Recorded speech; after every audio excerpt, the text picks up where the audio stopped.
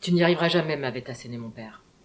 Cette encourageante assertion m'avait piqué au vif et agi comme un moteur. J'ai régulièrement traversé des phases obsessionnelles au sujet de l'histoire familiale du côté de mon père. Elle m'a souvent hantée. Elle est peuplée de tant de fantômes. Et ces fantômes, je vis avec. Ils sont soigneusement enfermés dans une malle. Cette malle, pareille à un long coffre, à la peinture noire, écaillée, est posée par terre devant une cheminée condamnée. Elle est recouverte de plusieurs piles de livres sur l'hypnose et la psychologie humaine. Je ne l'ouvre pour ainsi dire jamais. Elle me sert plus de rehausseur, de tablette, d'extension sauvage de bibliothèque qu'à autre chose. À l'intérieur, parmi des perruques, vestiges de déguisements de folles soirées, se trouve le fameux objet de ma quête, le dossier médical de ma grand-mère, enfermé, un tiers de sa vie, dans un hôpital psychiatrique. Dossier dans lequel beaucoup de gens, infirmiers, médecins, ont écrit, d'abord à la main, puis dactylographié, le rendant ainsi un peu plus lisible. Ma mission avait été moins compliquée que prévu. J'avais reçu ce colis par la poste seulement quelques semaines après avoir décroché mon téléphone pour appeler le centre hospitalier Saint-Hilly à Dole, dans le Jura. Il m'avait simplement fallu prouver que ma requête concernait bien ma grand-mère et débourser une somme modique pour les frais de port. Je n'avais eu aucun doute sur le fait de parvenir à obtenir ce précieux document parce que j'avais entendu quelque part, sans doute sur France Inter, radio que j'écoutais assidûment à l'époque, que les lois pour récupérer les dossiers médicaux familiaux avaient été assouplies, facilitant ainsi les démarches pour les récupérer. La preuve. Ceci dit, en y repensant, j'estime avoir eu de la chance d'avoir reçu ces archives. Qu'elles n'aient pas été détruites, éparpillées, broyées, qu'elles ne se soient pas volatilisées dans la tourmente des années écoulées.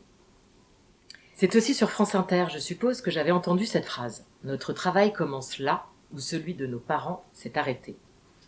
J'ai longtemps cru que j'étais destinée à devenir folle, car si ma grand-mère avait passé un bon tiers de sa vie en hôpital psychiatrique, c'est qu'elle l'était, non ? J'ai mis du temps à comprendre qu'elle avait été brisée par les épreuves, mis du temps à réaliser que c'était le système qui était fou, et non pas elle.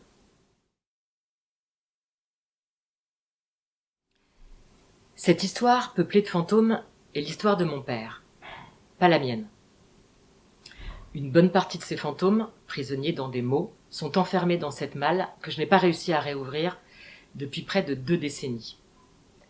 Mon père et ses 7 frères et sœurs font partie de ce que les historiens ont appelé les enfants cachés, des rescapés de la Shoah, issus d'une famille juive polonaise pas particulièrement pieuse, mais où tous les garçons avaient été, comme il se doit, circoncis à la naissance. Cachés par des catholiques, ils avaient tous été baptisés. Mon père le fut 2 ans après la guerre. Puis devint enfant de chœur et élève chez les jésuites. Mon père, bloqué dans ses traumas, mon père, éternel enfant caché. Ce sont ses sœurs aînées, mes tantes, qui m'ont parlé de cette époque, pas lui. Ce sont elles qui ont répondu à mes questions, elles qui m'ont raconté, éclairé sur les événements de cette période si trouble, période durant laquelle une petite partie de la population était en danger de mort, celle qui avait dû se coudre une étoile jaune sur les habits, côté cœur. Et dire qu'à l'origine, la Magen David symbolisait un bouclier, quelle ironie. Mon père ne sait pas, ne peut pas, ou ne veut pas raconter son enfance. Savez-vous comment on appelle la génération des gens nés avant ceux que l'on a nommés les baby boomers ? Comment appelle-t-on les gens nés avant 1945 ? La génération silencieuse. Si vous aussi avez des parents nés avant-guerre, peut-être cela vous parle-t-il. De mon côté, j'ai observé autour de moi que c'était surtout à leurs enfants que cette génération silencieuse ne parvient pas à parler. À la fin des années 90, mon père avait emmené ma mère en pèlerinage dans le Jura pour lui montrer où ses parents avaient tenté de cacher leur nombreuse progéniture pour fuir les nazis pendant la guerre. Le projet avait été de passer en Suisse. Il a beaucoup insisté pour m'y emmener à mon tour et je dois bien avouer que ce n'est pas sans une certaine appréhension que je montais dans sa voiture pour ce périple.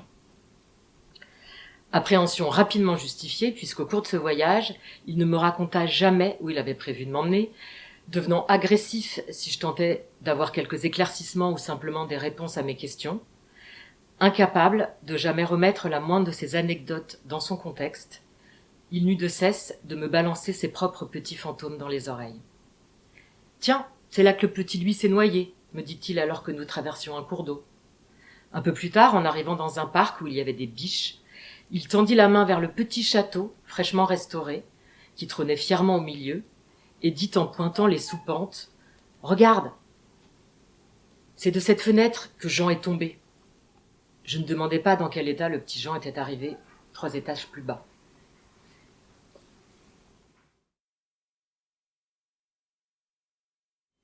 Se retrouver enfermé dans une institution psychiatrique du 19e à la moitié du 20e siècle n'était pas un sort enviable, d'autant qu'on y arrivait rarement de son plein gré. Et l'un des effets les plus pervers de l'hospitalisation sous contrainte était qu'une fois enfermé, on était définitivement considéré comme fou. L'absorption forcée de neuroleptiques et autres électrochocs, voire pire, y était indéniablement pour quelque chose, mais pas seulement. Puisqu'à cette époque, c'est aussi le regard des autres qui nous donnait notre identité.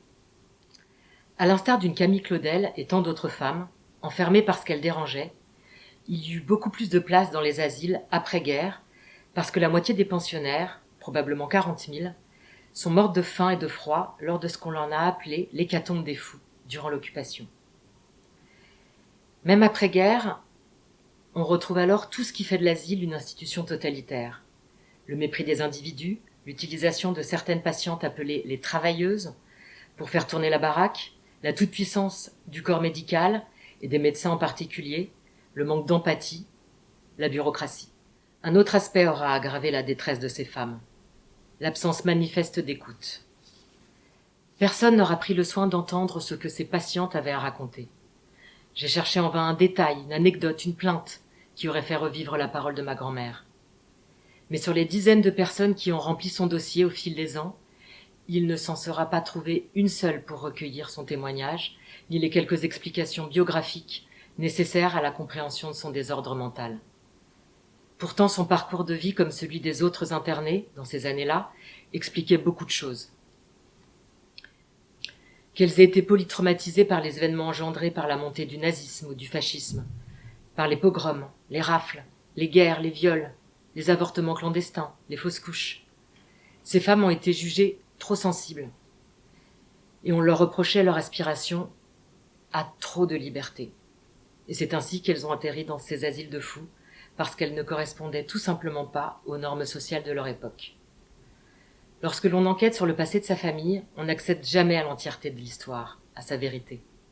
On bute sur des enchevêtrements de blessures, on doit se contenter de fragments, à partir desquels on peut élaborer des explications acceptables et une multiplicité d'hypothèses. Avais-je le droit d'exhumer la douloureuse histoire de ma grand-mère ? Il y a 2 écoles au sujet des archives familiales. D'abord, celle en lien avec les courants de la psychogénéalogie, c'est-à-dire les gens convaincus qu'il est nécessaire de tout conserver parce que ça peut aider les descendants à comprendre d'où ils viennent et donc éventuellement à les libérer d'un lourd passé, et puis ceux qui parlent du droit à l'oubli, justifiant ainsi la destruction des archives médicales 10 ans après le décès d'un patient par exemple. Et dans ce cas, il s'agit d'une autre forme de libération, dans le sens où la mémoire de ces personnes institutionnalisées cesse d'être confinée et réduite à leur pathologie. Mais peut-être existe-t-il une autre alternative encore, un autre choix, une autre voie au milieu, un entre-deux à ces 2 écoles. Il me semble en tout cas indispensable, pour bénéficier d'un présent plus lumineux, de continuer à penser avec un E et penser avec un A, le passé, pour le laisser passer.